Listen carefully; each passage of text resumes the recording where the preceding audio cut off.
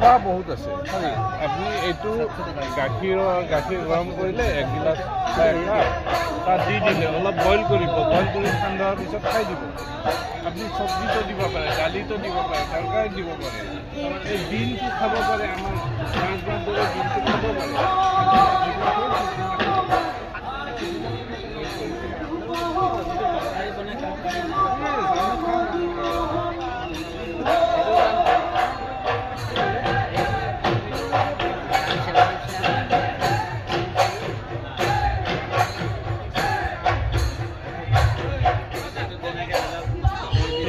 হিচাপ কৰি এইটো দাম একচুৱেলি 2000 বেলেগকে লিখা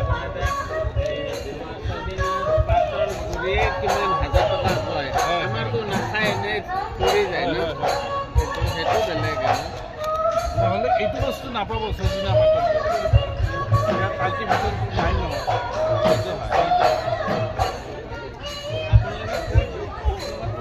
সোণাপুৰতে আছে কৈছিলে নহয় কি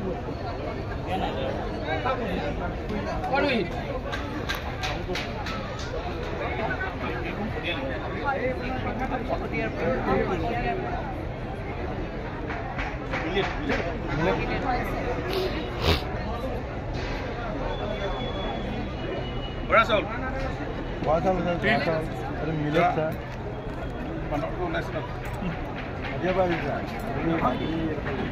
মহিনা ফুটবল খেলত গৈছো না অঁ মই মাটি লিখি দিছিলোঁ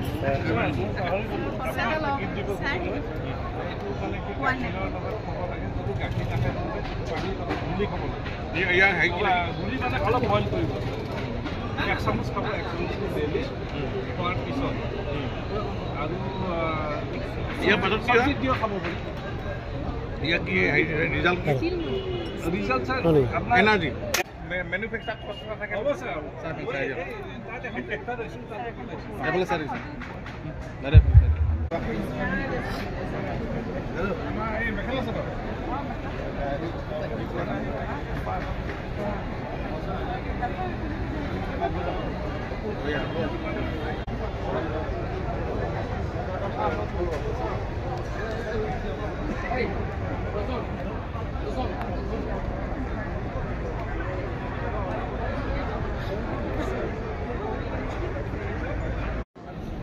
So basically, our concept is a pranic healing. So as the word suggests, prana. Pran mane enukata apna life energy, life force.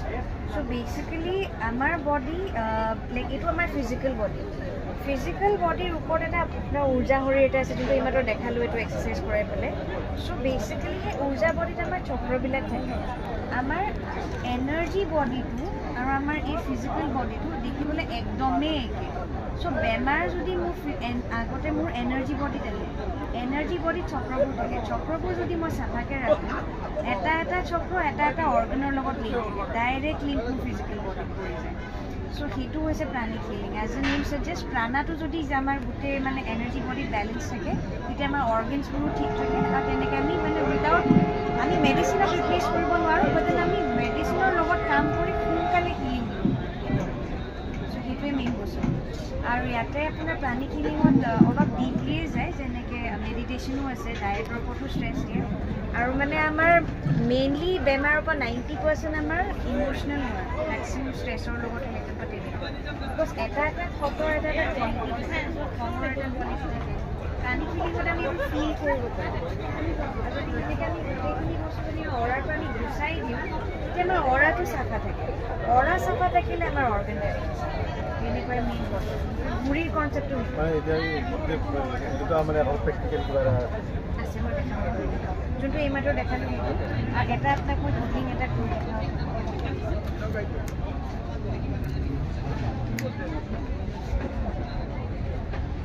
আৰু কিছুক্ষণৰ পিছতে আমাৰ পৰৱৰ্তী অনুষ্ঠান বিহানামৰ প্ৰতিযোগিতা আমি আৰম্ভ কৰিম আমাৰ মাজত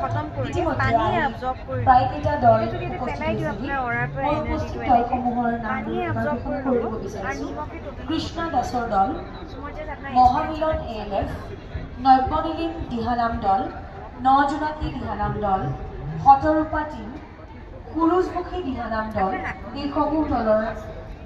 সদস্যসকলক আমি আমাৰ দিহানাম প্ৰতিযোগিতালৈ পৰিয়ালবিলাক স্বাৱলম্বী হ'ব লাগিব, তাৰপাছত ব্যক্তিও স্বাৱলম্বী হ'ব লাগিব। এই স্বাৱলম্বিতাই এখন ৰাজ্য আগবঢ়াই নিব পাৰে। তাৰ ক্ষেত্ৰত এই বিভাগটোৱে কৰিব পৰা কামখিনি নিশ্চয় আপোনালোক সকলোৱে জ্ঞাত। আজি এই বিভাগটোৱে প্ৰতিটো বিভাগত আমি সোমাবপৰীয়া বিভাগ।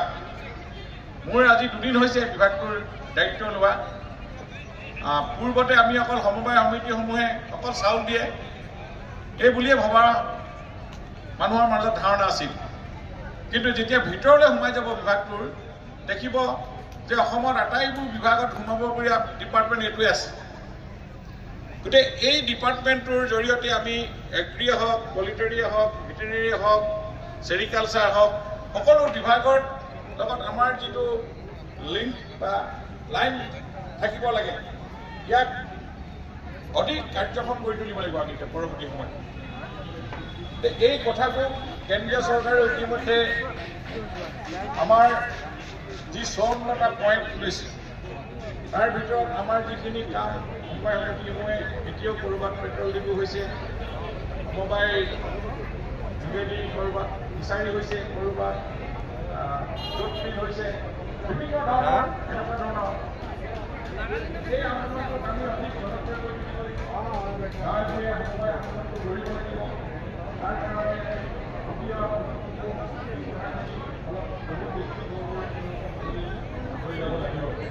সেইকাৰণে এই সমবায় বিভাগটোৰ জৰিয়তে আয়োজন কৰা এই সমবায় আমাৰ গুৰুত্ব যথেষ্ট আছে। আমি আজি বিশ্বাস ইয়াৰ পৰৱৰ্তী কেইদিনৰ মই ভাবোঁ ইয়াৰ ওপৰত অভিজ্ঞ ব্যক্তি আহি অলপমান আমাৰ ছ'চাইটিসমূহ অলপ এইখিনি কথাখিনি আপোনালোকৰ